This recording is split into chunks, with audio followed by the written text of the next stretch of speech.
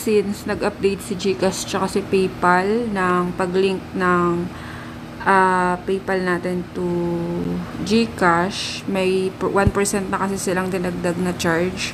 So, ganito yung pag-link natin sa ating PayPal.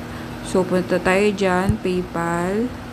Tapos, makikita nyo itong link account. Pagka pindot nyo nito, may makikita kayong tatlong tuldok dito sa taas. Ito. 1, 2, 3. Wag muna kayo mag-login dito pagka-click nyo kanina ha. Kasi hindi yan magpa-process, maglo-loading at maglo-loading lang din yan. Itong nakikita nyo sa taas sa right side, tatlong tuldok, pindutin. Makikita nyo itong open in Chrome browser, pindutin. Tapos, tsaka nyo ilalagin dito yung password nyo. Ayan. Mag-OTP. Gamit na lang.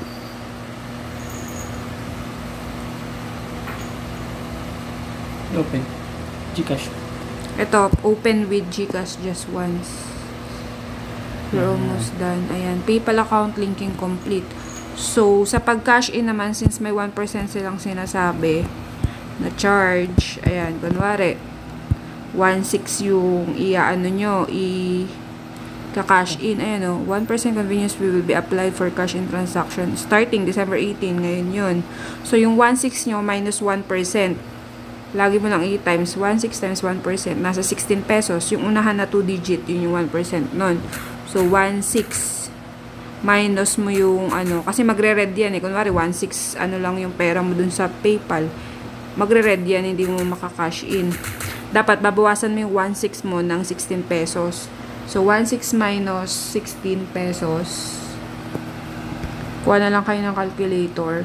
1.584, yan. Kunwari, 1.6 pera mo sa PayPal. Bawasan mo siya ng 16 pesos para maging ganyan, blue.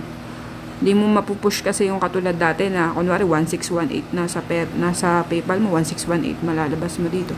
Magre-red yan. Gaya nito, 3.2 yung nasa PayPal ko. Kunwari, 3.2. Pag ginanyan ko, hindi tayo makakapag-proceed ng cash in.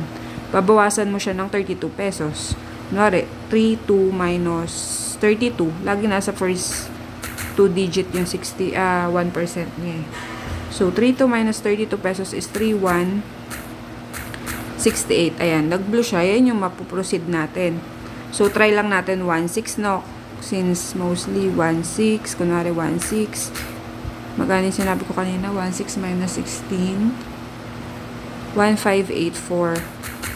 Ayan, kakash in natin yan dito. Ayan, no? Convenience fee, 15.84.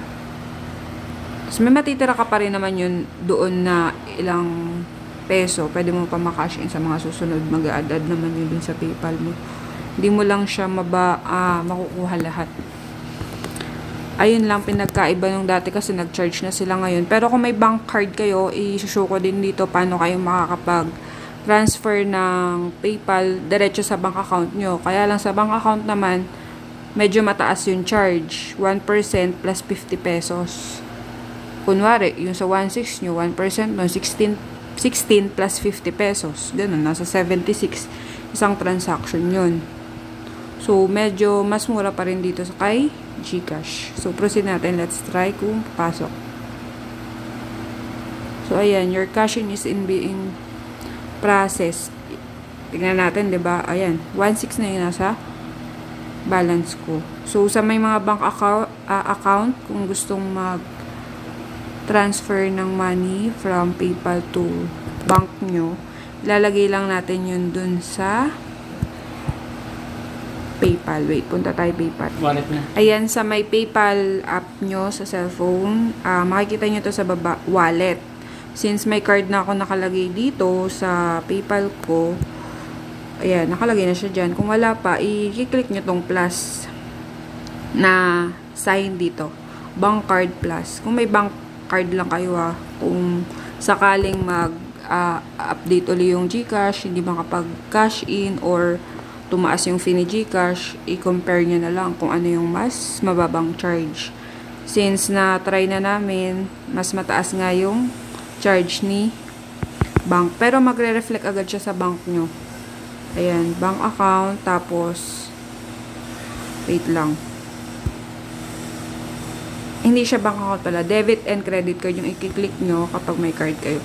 Pwede nyong i-scan yung details ng card nyo. Pwede namang i-type nyo lang din dito sa enter. Type nyo yung card number, expiry, kung kailan. Yung card number sa harap makikita, expiry, nandun din. CVV, nasa likod to ng card nyo. So, yan, i-click nyo, link card. Pagka link card nyo na yan, lalabas na yan dito. Pero, ang tawag dito, so, maging maingat lang kayo sa paggamit ng PayPal. Kapag may mga online purchases kayo, using your PayPal, mababawas yun sa card ng bangko nyo since nakalink yun dito. So, wag tayo mag-click na kung ano-ano or wag mag-purchase using your PayPal. Ayan. Once na link nyo na yung card nyo rito, pwede nyo na i-transfer itong balance na to. Ayan. I-click nyo lang yung amount na yun. Transfer money, Visa, debit. Since na-link mo na, ayan, lalagay. Instant. Yung instant tsaka itong standard, tinry namin to. Parehas lang naman silang dumating. Medyo na-late lang to ng konting oras si standard. Saturday, Sunday namin tinry. Sunday hapon, meron na. Ito namang instant, pagka-send, nandun na agad sa bank account. Pero, yung charge nga nila, ayan, 1%, pares kay GCash, 1%. Pero, pag nandun na sa account nyo, may minus pang 50. So, yung kunwari, 1.6 na charge 16, may 50 pesos pang charge. 76 pesos yung nabawas. Ganun siya. So, ito, i-click nyo. Then, next. Tapos, 1616. Dito naman, ita-type nyo kung magkano yung total na balance nyo na gusto i-transfer kay card. Tapos sa card na lang siya mababawas, magre-reflect doon kung magkano na lang yung marireceive nyo. Kunwari, yung 16 na yan. Ang marireceive nyo na lang sa account nyo, 15, ganun. So, mas okay pa rin si GCash pagdating sa charge. Just in case lang magkaroon ulit ng update si GCash. Hindi makapag-cash in or what, or need yun na agad yung cash. Ayan, ito yung other way para makapag cash out kayo from PayPal.